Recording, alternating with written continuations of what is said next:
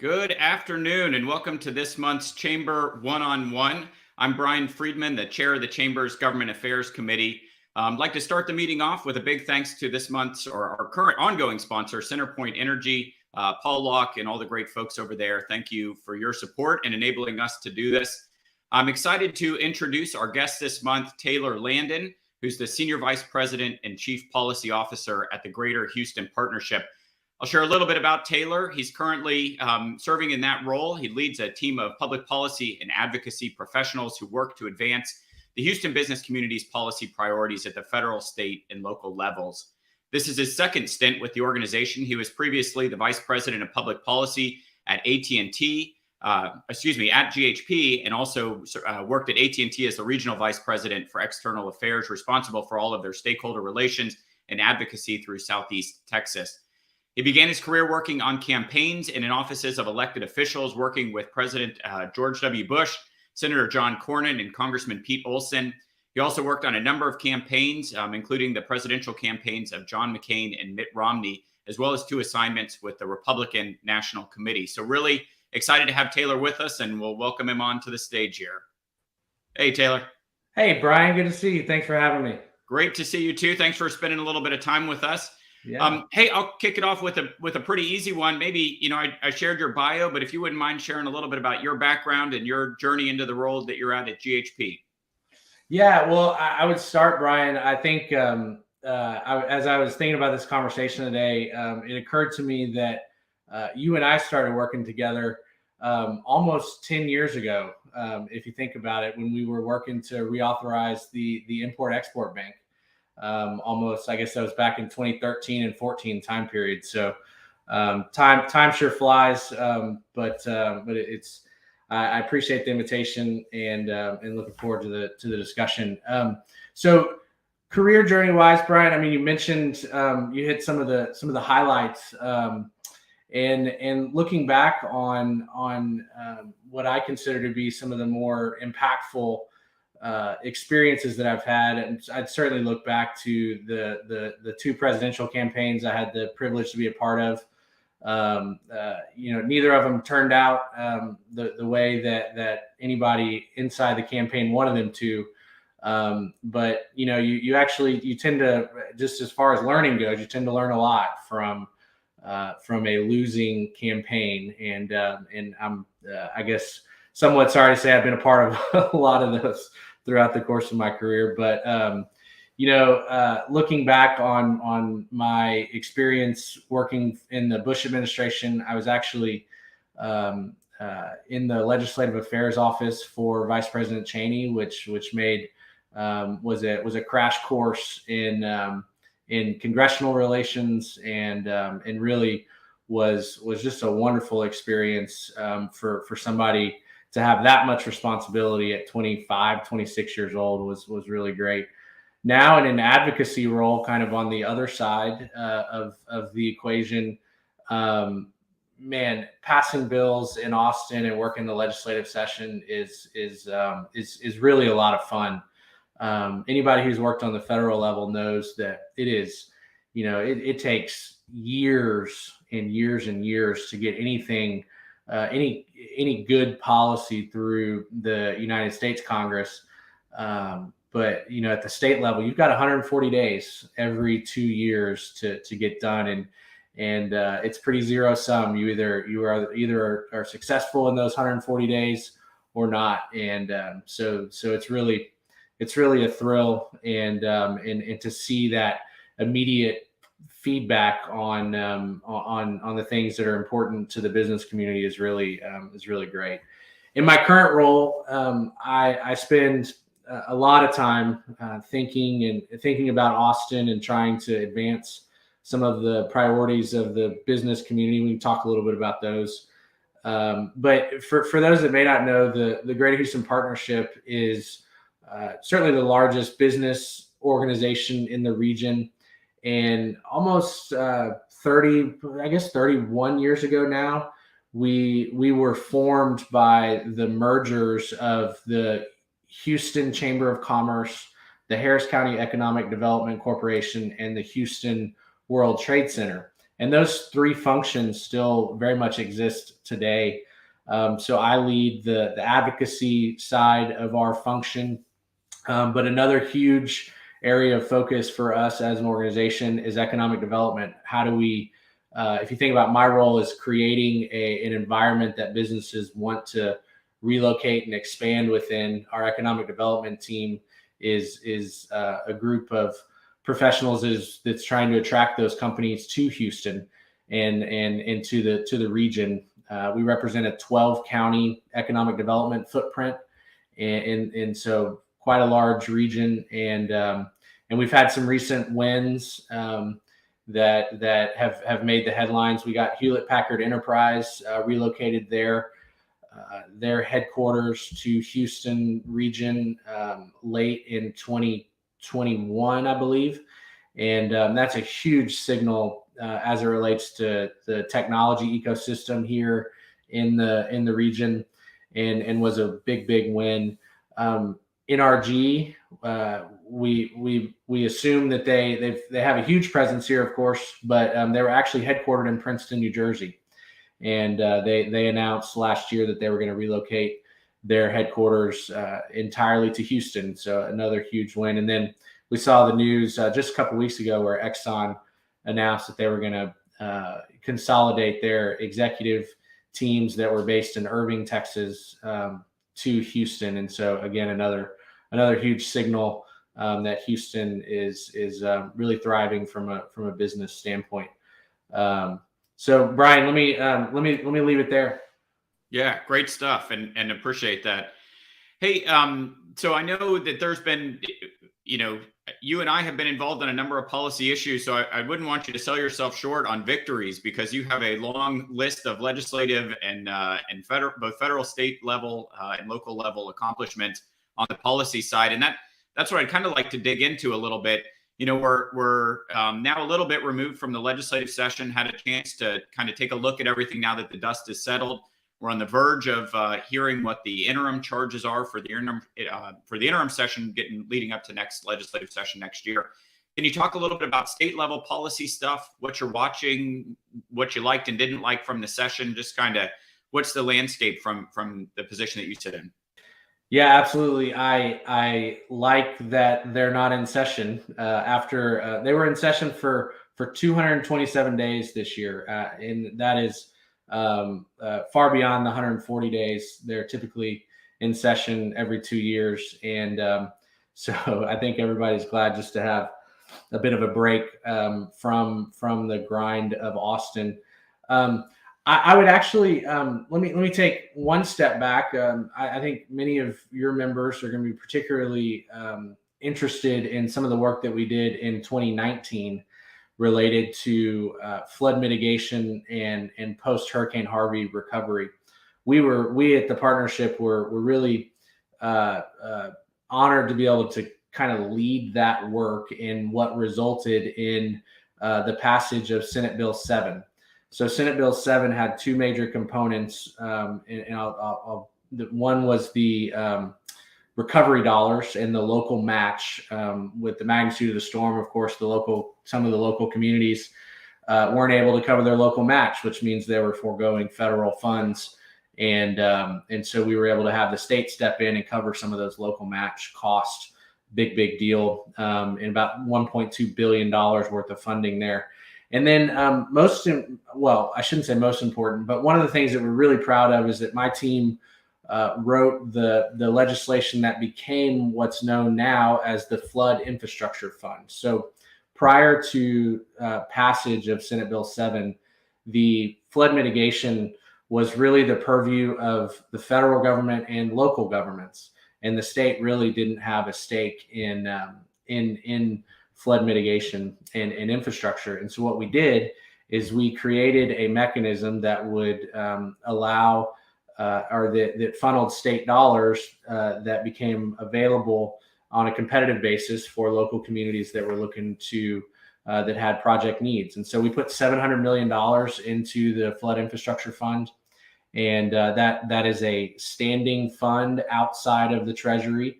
And so we'll all need to work together as a business community, continue to replenish the flood infrastructure fund going forward. And that'll be, maybe I'll use that as a segue to this session. That'll be something we'll try to do, put more money in there. I live out in Fort Bend County, and I know that the Fort Bend has some needs along the Brazos River related to erosion, that the flood infrastructure fund, if we can get it replenished, will be hugely important in undertaking those projects. So keep an eye out for that going forward into the 2023 session. As far as the 2021 session, there sure are a lot of headlines about different pieces of legislation that get a lot of attention just because they're positioned as very controversial, very partisan. And that's all true. And we all have our own personal opinions about that. We at the partnership try to focus very, very intently on things and issues that have the most impact on the business community and creating a thriving business environment here. One of those things, and so all that to say is that there's legislation that gets public attention in the media and that kind of thing. And then there's a lot of really, really good policy, good legislation that gets passed that never gets any attention. And one of those, I'll mention a few of them. There was due to a series of lawsuits, the Texas Education Agency, who's responsible for ensuring high quality public schools in the state, was essentially we were operating without a public school accountability system in Texas by virtue of some of those lawsuits. And so what we did is very quietly passed a bill to essentially restore school accountability in Texas. And that became Senate Bill 1365. And it's really a good thing. It includes a lot of measures that local school districts and those that care about making sure that kids have a good public education, make sure that all of those that accountability system is in place. So again, it's a great example of an issue that doesn't get a lot of attention, but actually has a big impact. Another bill that flew under the radar was related to carbon capture and sequestration, which is getting a lot of attention these days, rightfully so. And there was, it used to be you had to go and get a permit from the Texas Council on Environmental Quality and the Railroad Commission in order to sequester carbon in what is called a Class 6 well. That sort of regulatory uncertainty is not something that business likes. And so we went in and gave what's called primacy to the Railroad Commission. So if you want to permit a Class 6 well now, you only have to go to one place in the state. And so that we felt that was really important to help accelerate some of the energy transition efforts that are underway. And then you guys know very well the impact that the Gulf Coast Protection District is going to have on the coastal barrier project. So just a huge win for the region to get the Gulf Coast Protection District stood up to serve as the local federal sponsor. And I think we're going to see the coastal barrier project really accelerate. And so that's exciting. Another issue would be broadband.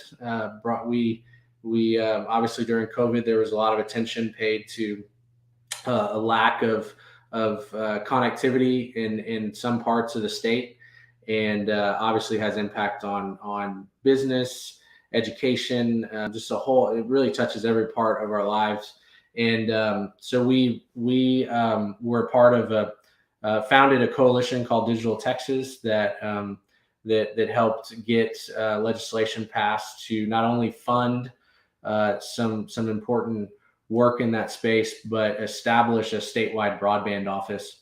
So there's money available from the federal government, lots of money available from the federal government, but they will only award those federal dollars to states that have statewide broadband offices. In Texas, prior to the last session, did not have one of those offices. So we're missing out on federal funds. So we fixed that put the statewide broadband office in the office of the comptroller, and now we're off to the races and making a lot of progress on broadband. I will mention, Brian, before I wrap on the last session, that one thing that did not get done that is hugely important is the reauthorization of what's known as the Chapter 313 economic development incentives. That was the school district tax abatement program for capital intensive projects that we all know very well in this region. That did not get reauthorized, and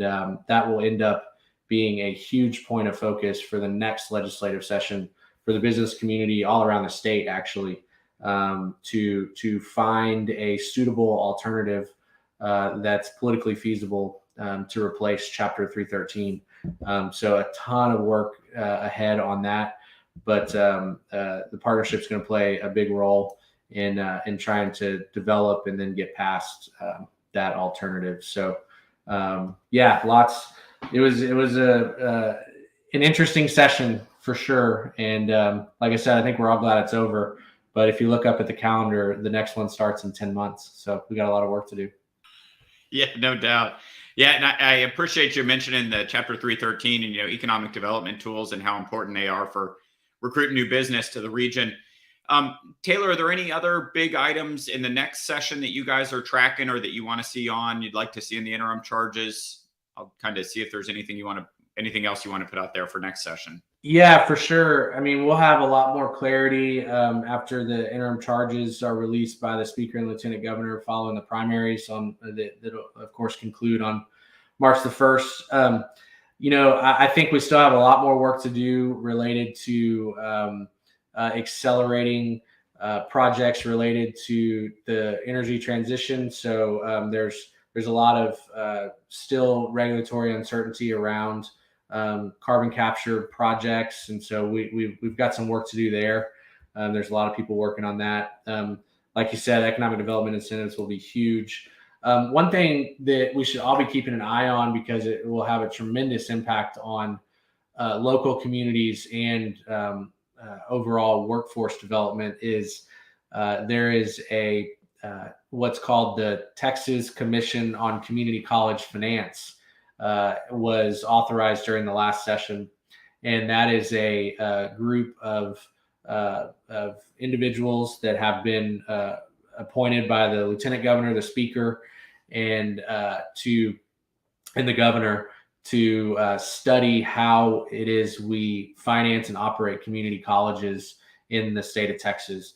And I won't go too much into detail on some of the issues that are facing community colleges, but we're very, very fortunate to have Brenda Hellier, the Chancellor of San Jacinto College, that we all know very well. She is appointed to that commission along with Steve Head, who is the Chancellor of Lone Star College, that has a large footprint in the region. He's also appointed to the commission, and along with a handful of other really respected leaders in the state. And so I anticipate that next session will have a pretty heavy dose of both workforce development activity and community colleges. And so those are probably some of the big ticket items going into next session. Of course, Brian, as you know, there's always the pop-ups that you can never prepare for, but we all have to respond to in the midst of a legislative session. Absolutely. And appreciate y'all stepping up as kind of the voice of the business community at large to weigh in on those when appropriate. So thank you for that. Hey, Taylor, shifting gears a little bit to other levels of government on both the federal and also the local side of things. Anything big you're tracking there that our members should be keeping an eye on, or stuff that has potential to impact the business community?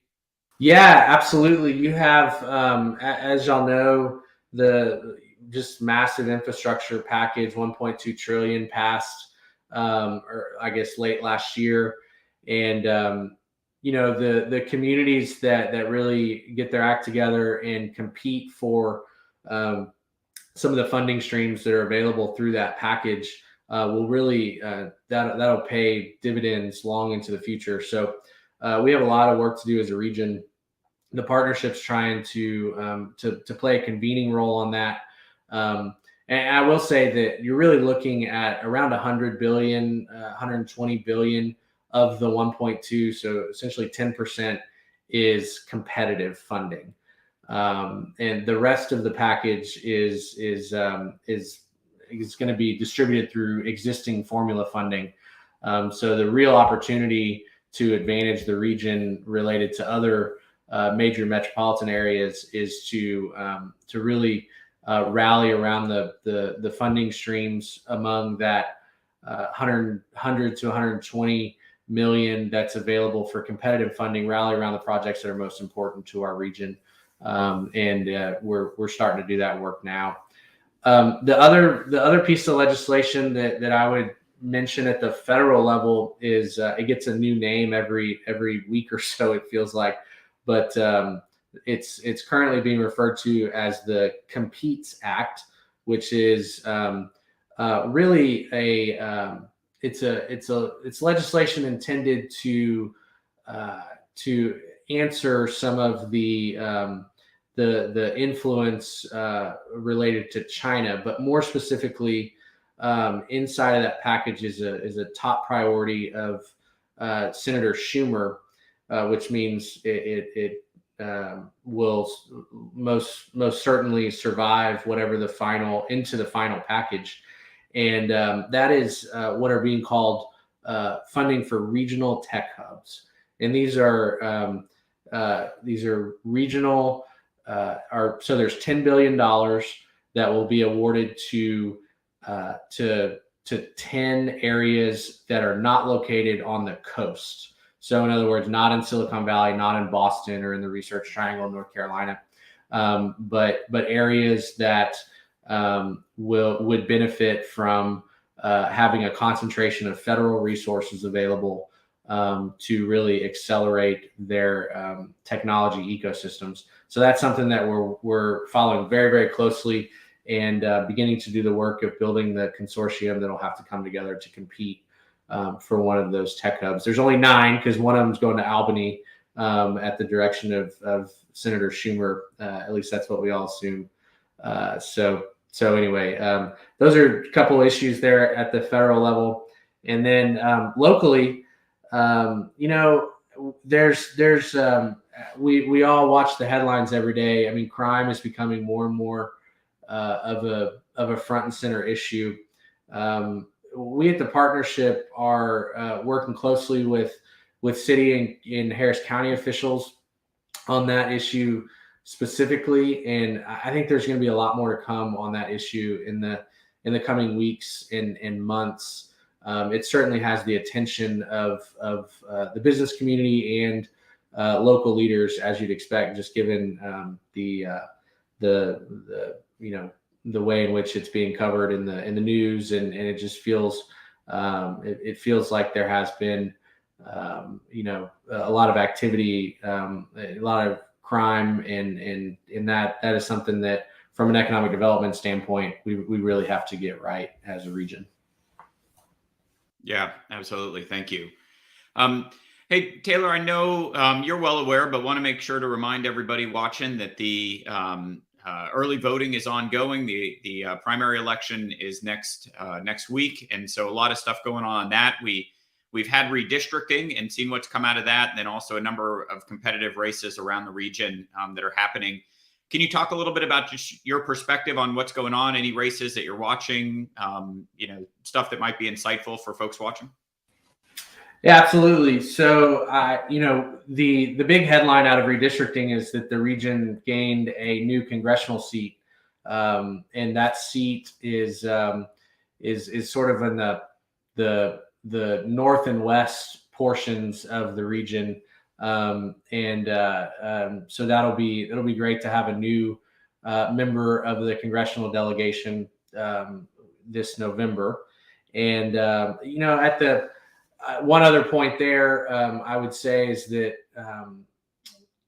the district up in Montgomery County that was represented by Kevin Brady will get a new member of Congress up there. Kevin Brady is retiring, and it's you. Every time you mention Kevin Brady these days, you just can't not mention how impactful and how just huge of a champion he's been for the business community in this region for as long as he's been in Congress. And his departure, his retirement is just a huge loss for the region. So we're going to have to see others in the delegation really step up into that role. And it's just, like I said, working with Congressman Brady has been a pleasure for many, many years. And he's just, he's a good guy.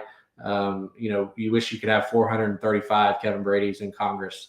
But anyway, at the state level, redistricting wise, it was the way they redrew the maps.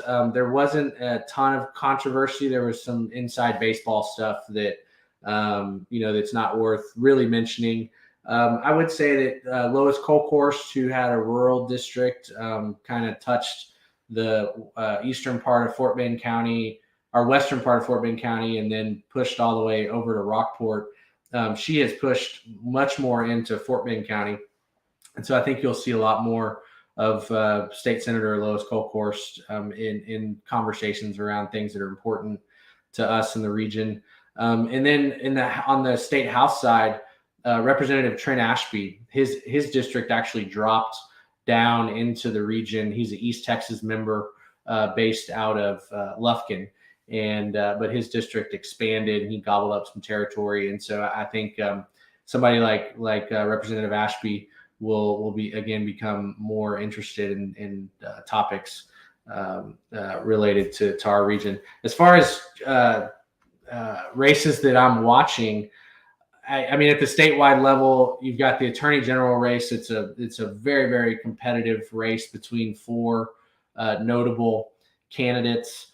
Last I saw, public polling had the current Attorney General Ken Paxton polling in the low 30s. If you're an incumbent polling in the low 30s, that is alarm bell territory. And so there will likely be a runoff there. It looks like, again, public polling suggests that George P. Bush is likely to make that runoff. And I think the smart, the typical assessment there when you have an incumbent forced into a runoff is that the challenger tends to prevail in those cases. So we may end up with a new AG this year. And then there's a really important race at the land commissioner level. That the general land office, as we all know, has become very, very important as it relates to flood mitigation efforts. And so there's a handful of good candidates there. State Senator Don Buckingham, business guy in the region named Ben Armenta, and a handful of others. And so that'll likely go to a runoff, and we'll have to keep an eye on that one. State Senate, you all know that Larry Taylor, a great friend of all of ours for so long, decided not to run for re-election. And so you've got Mays Middleton and Bob Mitchell and a handful of others that are running for that seat. My quick assessment of that race is you've got Mays that has plenty of resources and not as much name ID.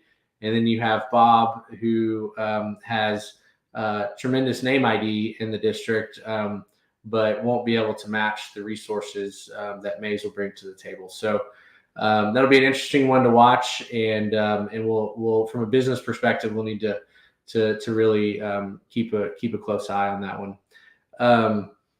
And then, Brian, I would say that maybe to zoom out just a bit for the audience, one thing that we can say with some degree of certainty today is that, believe it or not, the state legislature next session, when you look across all these races and the candidates that are viable, the state legislature will likely be more conservative than it was during the 2021 session.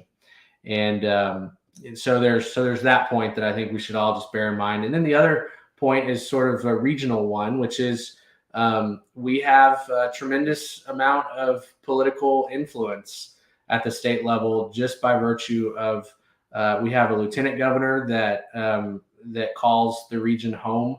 Governor Greg Abbott definitely spent a lot of time of his formative years in Houston.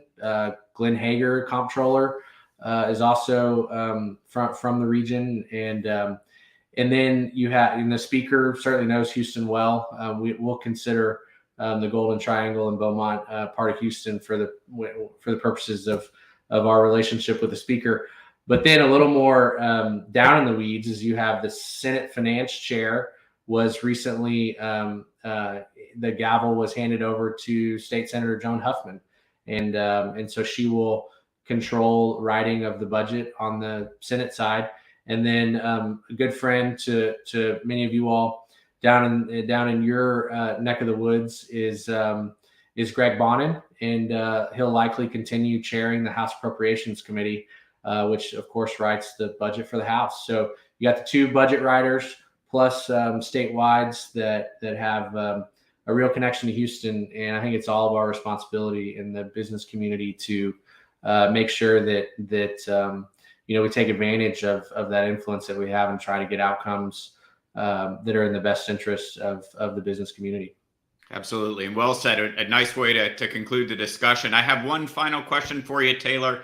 I'm always looking for a great place to eat in Houston. What's your favorite restaurant in the city?